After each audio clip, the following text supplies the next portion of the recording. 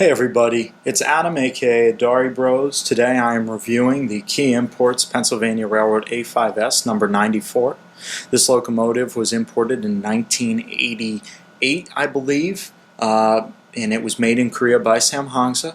These were made in extremely low numbers. I believe about 100, maybe 200 were made in 3 or 4 different numbers, so they're pretty hard to come by. If you put that in comparison to many of today's models, they're made in 3,000 or 4,000 units.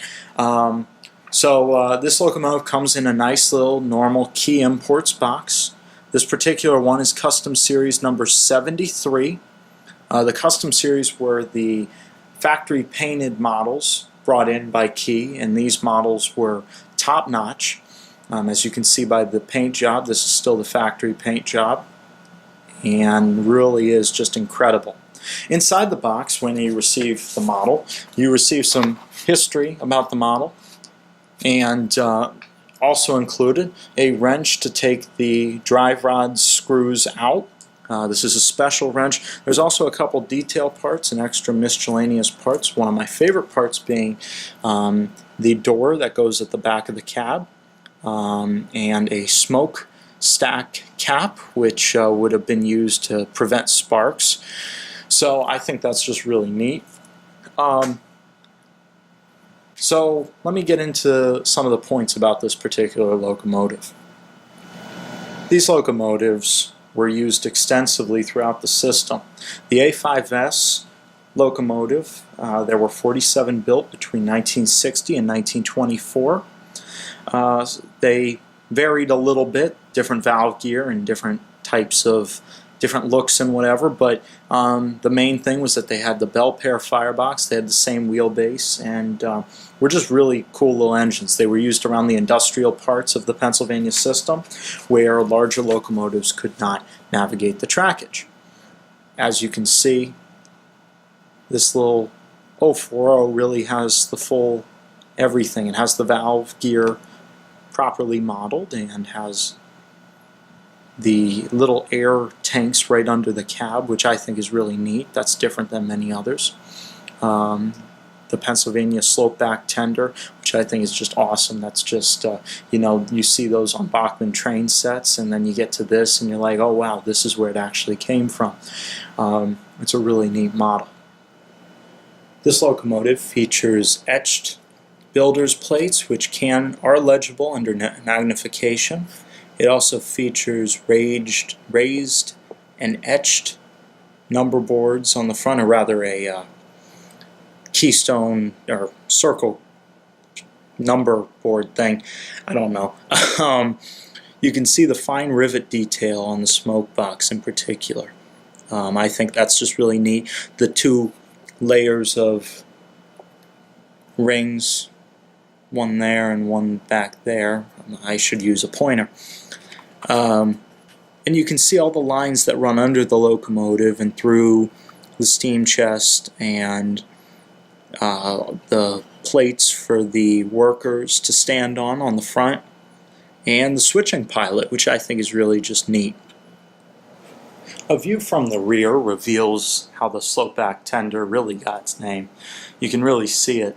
These tenders are some of my favorites. You can see the marker light housings right here and here. There is also a backwards headlight, of course, so they can see when they're switching. Rule 17 lighting, of course, would apply to these locomotives, and it would be dimmed when going forward and bright when going backwards. The water hatch right here is really nice, and it even looks like it opens. This particular one does not, however. I really love the steps that they put right here, which of course are prototypical.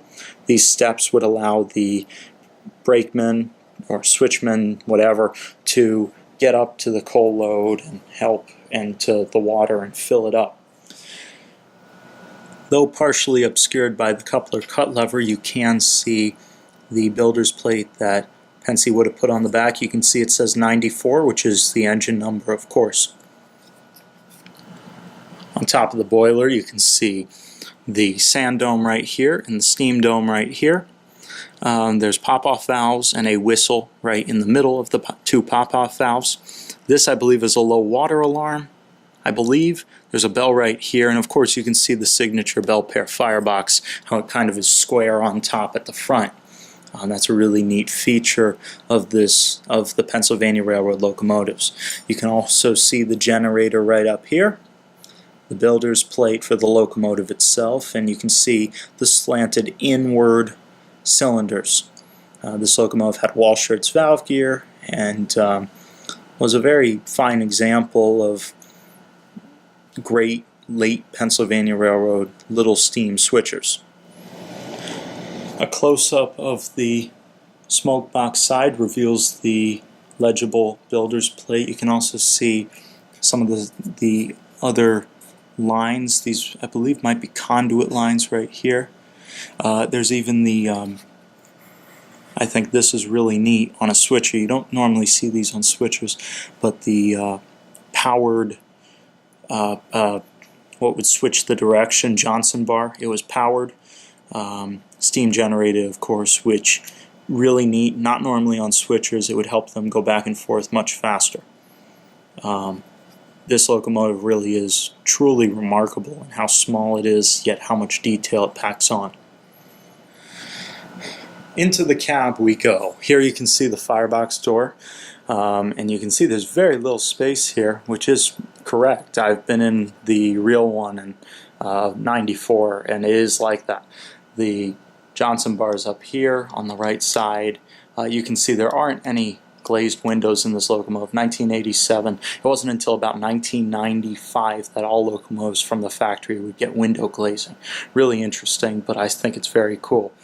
The fireman side has some cool little touches in there, some valves and everything.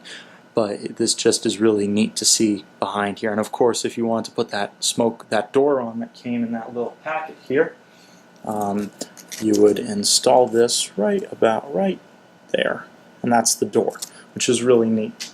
So definitely a really cool little feature. Let me run this locomotive for you all. Without further ado, let's run the little switcher and see how it does.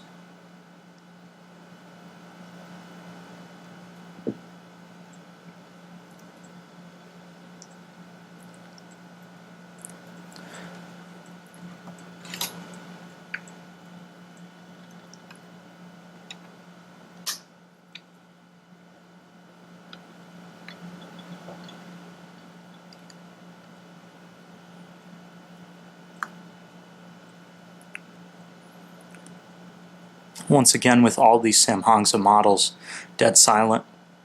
Truly remarkable for a model made so long ago. Honestly, these things run better than many of my Broadway Limiteds, as I think I've stated in another video, which is fine by me.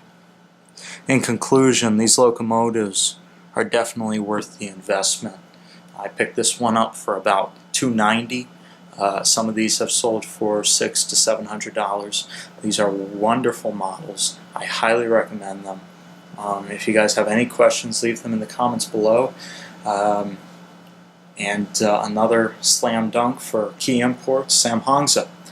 We'll see you guys in the next brass train video. Adios.